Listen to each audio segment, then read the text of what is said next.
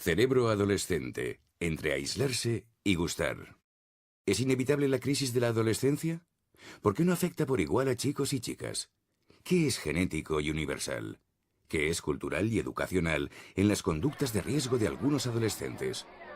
Las neurociencias pueden dar hoy respuesta rigurosa a esas y otras cuestiones. La adolescencia se caracteriza por el crecimiento físico y psicológico de la persona.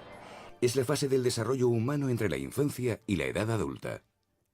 Para comprender mejor cómo y por qué se producen esos cambios, analicemos el proceso de maduración cerebral. Desde que somos concebidos, los órganos de nuestro cuerpo se forman armónicamente y maduran poco a poco.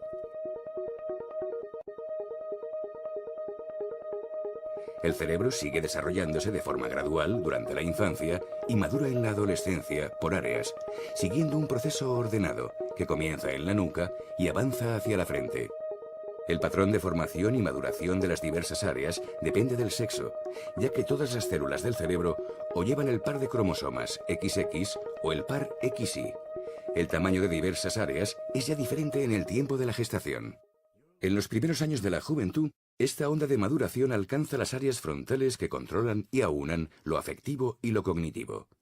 Al comienzo, el cerebro está formado solo por materia gris.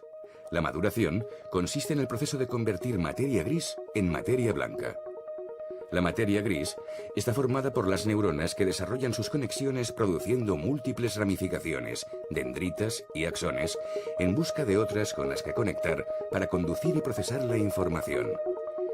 El cerebro alcanza su máximo tamaño al final de la infancia. Después permanece constante, pero cambia su estructura. La adolescencia es un momento crucial para la maduración de la personalidad, ya que el cerebro se reordena. Unas áreas crecen, otras se reducen mediante una especie de poda de las ramificaciones que elimina lo superfluo, y otras se reorganizan. Se modelan las conexiones entre neuronas en la llamada sinapsis.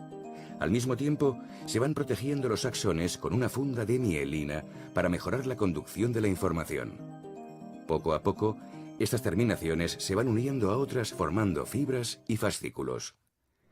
De esta forma, aproximadamente de los 8 a los 18 años, la sustancia gris se va convirtiendo en sustancia blanca, como una onda que alcanza en distintos momentos las diferentes áreas del cerebro. Al mismo tiempo que ocurre este proceso, se perfeccionan las facultades cognitivas, la capacidad de estudio, lectura, memoria, etc. Se ha llegado a establecer un patrón universal del desarrollo arquitectónico y funcional del cerebro en función de la edad cronológica. Los lóbulos parietales encargados de la coordinación del movimiento maduran primero. Después, maduran las áreas que procesan los estímulos sensoriales. El desarrollo continúa en áreas de los lóbulos frontal y temporal, encargadas de procesos cognitivos y emocionales. Y finalmente, la onda de maduración alcanza la corteza prefrontal implicada en el control de los impulsos, el juicio y la toma de decisiones. Este patrón universal muestra las diferencias naturales en la maduración del cerebro de las chicas y los chicos, lo que se debe a que las hormonas de la pubertad se producen a edades diferentes y de forma distinta, cíclica en las chicas y continua en los chicos. En las chicas maduran más rápidamente las regiones de la corteza frontal que procesan el lenguaje, el control del riesgo, la agresividad y la impulsividad. En los chicos, las regiones del lóbulo inferior parietal, cruciales para las tareas espaciales.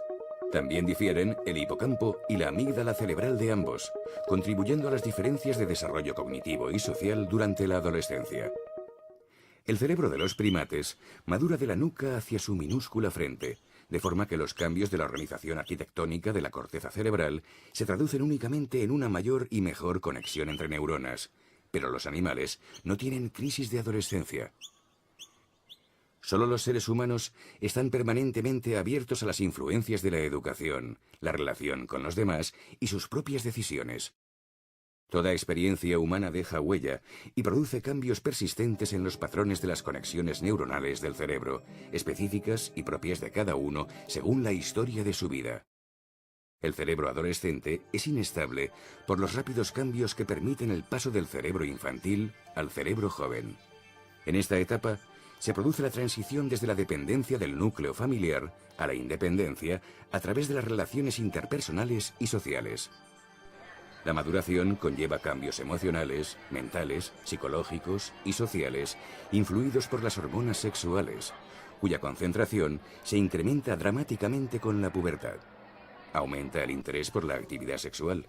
Se experimentan cambios en la motivación, los impulsos y las emociones. En definitiva, se altera el mundo afectivo personal en una etapa en que los sistemas que integran las emociones en las decisiones racionales aún está madurando. Por otra parte, se establecen los circuitos que permiten la memoria autobiográfica, imprescindible para la formación de la propia identidad. Se despierta en los adolescentes el querer saber quién soy y cómo soy.